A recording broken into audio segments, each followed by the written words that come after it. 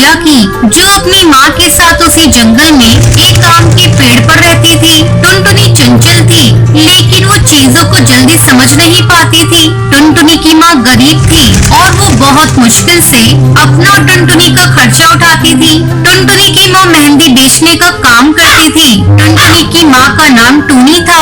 एक दिन जब टुनटुनी अपनी सहेलियों के साथ खेल रही थी, तब एक सहेली पिंकी चिड़िया ने टुनटुनी से कहा, सुन टुनटुनी, हम सब मेहंदी सीखने जाएंगे, तू भी चल हमारे साथ। नहीं, मैं नहीं जा सकती।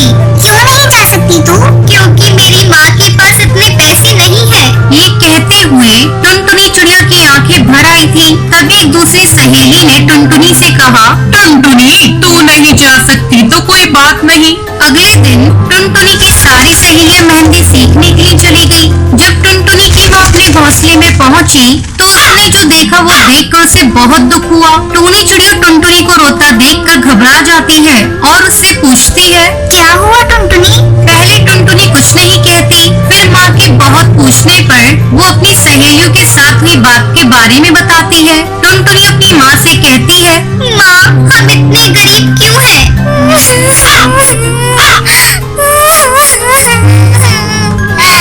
ये कहते कहते टुनटुनी और फूट फूट कर रोने लगती है। ये देख उसकी माँ भी खुद को रोक नहीं पाती और टुनटुनी को अपने सीने से लगाकर रोने लगती है। ये सब एक दूर बैठा हरी तोता देख रहा था। हरी तोता टूनी चिड़िया के पास गया। हरी तोते ने टूनी चिड़िया से पूछा, क्या हुआ टूनी बहन? टुनटुनी मेहंदी लगाना सीखना चाहती है, पर मेरे पास इतने पैसे नहीं है कि मैं इसे मेहंदी सीखने भेज सकूं। ये सब कहते हुए टूनी चिड़िया की आंखों से आंसू बहने लगे। हरी तोता ने टूनी चिड़िया से कहा, सुनो बहन, तुम्हारी टुनटुनी को मेहंदी लगाना मैं सिखा दूंगा और तुम्हें पैसे भी नहीं देने पड़ेंगे। सच तोता भैया, आप सिखाओगे? हरी तोते ने हाँ में सर हिलाकर जवाब दिया। टूनी चिड़िया ने टुनटुनी चिड़िया से कहा, सुन टुनटुनी, तू मेहंदी लगाना सीखना चाहती थी ना? हाँ हाँ, कल से तुझे तोता भैया मेहंदी सिखाएंगे। ये बात सुनकर टुनटुनी की आंखें खुशी से चमक उठती है। अगले दिन से हरी तोता ने टुनटुनी को मेहंदी लगाना सिखाना शुरू कर दिया। हरी तोता ने टुनटुनी को कठिन मेहंदी डिजाइन को भी आसानी से बनाना सिखा दिया। कुछ दिन बाद टुनटुनी मेहंदी लगाने की कला में निपुण हो गई थी। उधर टुनटुनी की सहेलियां भी मेहंदी सीख चुकी थी।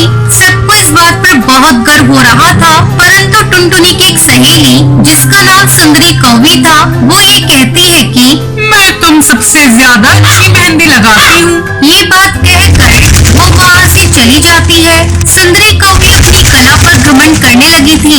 इधर टुनटुनी ने जंगल की दूसरी चिड़ियाओं को मेहंदी लगाना शुरू कर दिया था और पक्षियों को उसकी लगाई मेहंदी बहुत पसंद भी आती थी। टुनटुनी चिड़िया मेहंदी लगाने के लिए धीरे धीरे प्रसिद्ध होने लगी और अब उसे मेहंदी लगाने के पैसे मिलने लगे थे, जिससे उनकी गरीबी काफी हद तक दूर हो गई थी। टुनटुनी और उसकी माँ इस बात को लेकर बहुत खुश थे। जब इस बात का पता टुनटुनी की सहेलियों को चला, तो उससे मिलने के लिए गई। टुनटुनी अपनी सहेलियों से मिलकर बहुत खुश हुई, परंतु सुंदरी कौवी को टुनटुनी की इतनी तारीफ पसंद नहीं आई। सुंदरी कौवी चिड़ियाओं के सरदार कड़कनाथ सेठ की बेटी थी।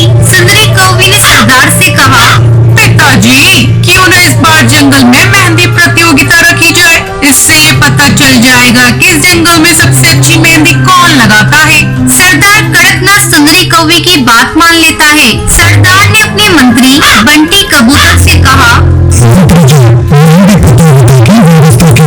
जब प्रतियोगिता की तैयारी चल ही रही थी कि सुंदरी कौवी ने अपनी सहेलियों से कहा, देख लेना, ये प्रतियोगिता मैं ही जीतूंगी। सुंदरी कौवी को अपनी कला और होनहारी पर घमंड हो गया था। फिर जब ये प्रतियोगिता शुरू हुई तो सभी प्रतिभागियों को मेहंदी की अलग अलग डिजाइन दे दी गई। सुंदरी कौवी ने जानबूझकर सबसे कठिन डिजाइन टुनटुनी को दिलवा दी। सुंदरी कौवी ने मन में सोचा, ये टुनटुनी तो बेवकूफ है, इतनी कठिन डिजाइन ये नहीं बना पाएगी और ये प्रतियोगिता हार जाएगी और फिर ये प्रतियोगिता मैं ही जीतूंगी। सुंदरी कौवी ये सोचकर मन ही मन खुश हो रही थी। तभी प्रतियोगिता का समय समाप्त हो जाता है और प्रतियोगिता के विजेता की घोषणा शुरू हो जाती है। प्रथम पुरस्कार टुनटुनी को और दूसरा तीसरा पुरस्कार टुनटुनी की दो सहेलियों को मिलता है। जब सूची में सुंदरी कौवी का नाम नहीं आया तो उसका सारा घमंड चूर चूर हो गया। तो दोस्तों, इस कहानी से शिक्षा मिलती है कि